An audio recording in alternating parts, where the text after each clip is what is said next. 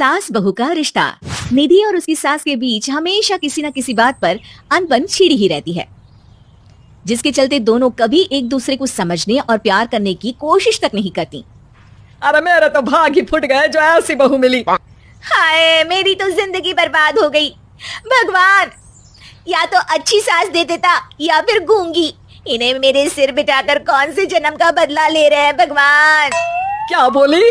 वही जो आपने सुना। इतनी बड़ी हो गई कि सास से जुबान लड़ाती है। अरे यही सीख कर आई है क्या मायके से? अरे नहीं नहीं, उसके लिए तो ससुराल ही काफी है। मेरी सास ने मुझे बहुत अच्छे से जुबान लड़ाना सिखाया है। हाँ। सास बहू की तीखी नोक-झोंक चल ही रही होती है कि दीपू वहां आ जाता है। रिश्ता करते हुए पति पत्नी की जगह सास बहू की कुंडली मिलानी चाहिए, क्योंकि अगर सास बहू का रिश्ता अच्छा नहीं तो उनका पता नहीं, पर पति की जिंदगी तो पक्का झंड है। मुझे अपने सामने कोई झगड़ा नहीं चाहिए, बस करो दोनों।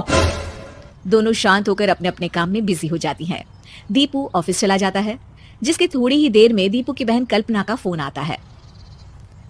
अरे कैसी है रे बेटा? ससुराल में सब बढ़िया है ना? कोई तुझे परेशान तो नहीं करता?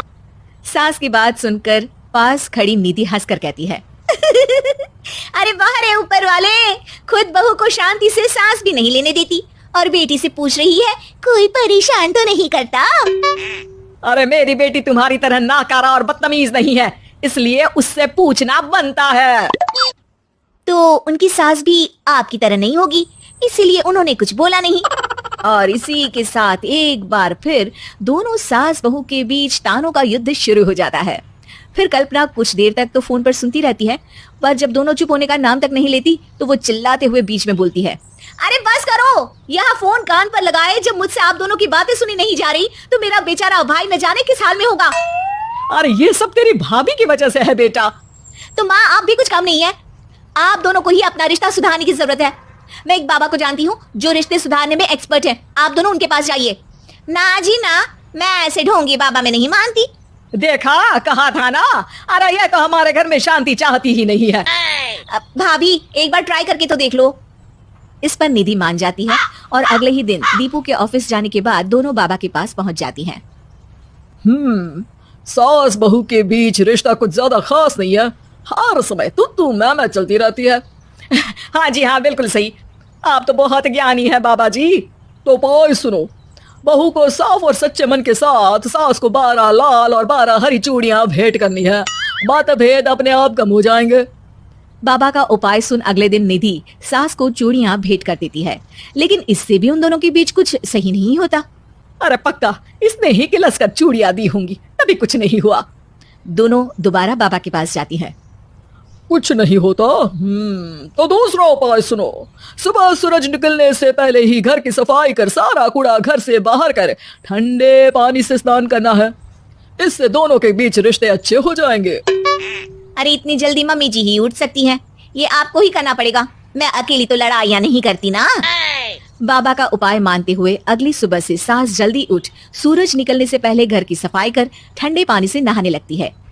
ये सब कुछ दिन तक चलता है, जिससे अभी भी दोनों के रिश्ते तो नहीं सुधरते, पर सास की तबीयत खराब होने लगती है।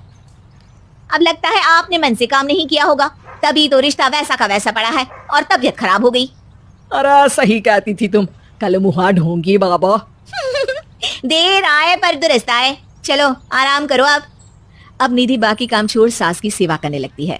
अपनी पत्नी और माँ में ऐसा बदलाव देख दीपू बिल्कुल हैरान रह जाता है। अरे कहीं बाबा ने कोई जादू टोना तो नहीं कर दिया? मेरी माँ और पत्नी इतना घुल मिलकर तो नहीं रहती। ओहो, सरकाज़म। बस अब जाओ और अपना काम खुद कर लो, मुझे मम्मी जी का ख्याल रखना है। निधि की बात सुन हैरान दीपू बस उन्हें देखता रह जाता है और निधि सास का ध्यान रखने में लगी रहती है। इसी तरह दिन बीतते हैं और निधि आधे से ज्यादा समय सास के साथ बिताने लगती है, जिस वजह से उन दोनों का रिश्ता पहले से अच्छा होने लगता है और वो एक दूसरे को समझने लगती है। बहू, मैं सोचती हूँ एक बार उसे ढोंगी बाबा के पास जाना चाहिए, उसे सबक सिखाने के लिए। अरे पर मम्मी जी, उसकी क्या जरूरत है? हमारे घर में सब ठीक है, फिर वो कुछ भी करे, हमें उससे क्या। दोनों के बीच ये बात हो ही रही होती है कि तभी बाबा कल्पना के साथ उनके घर आ जाते हैं। माँ, बाबा आप दोनों से मिलना चाहते थे, इसलिए मैं उन्हें यहाँ ले आई। अरे पर हमें इस ढोंगी बाबा से नहीं मिलना। हाँ, मेरी बहू बिल्कुल सही कह रही है। जो कुछ समय पहले एक दूसरे को मारने को चलती थी, आज एक ही लय में बात कर रही हैं। आपको अपने रिश्ते के लिए किसी बाबा के नहीं, अपने आप की जरूरत होती है। रिश्ता सुधारने के लिए जरूरी है कि सास बहू को अपनी बेटी और बहू सास को अपनी माँ जैसा समझे और प्यार दे। उपाय तो बस एक तरीका है लोगों को समझाने का कि असली उपाय उनके पास ही है, आपको बस उन्हें समझना है।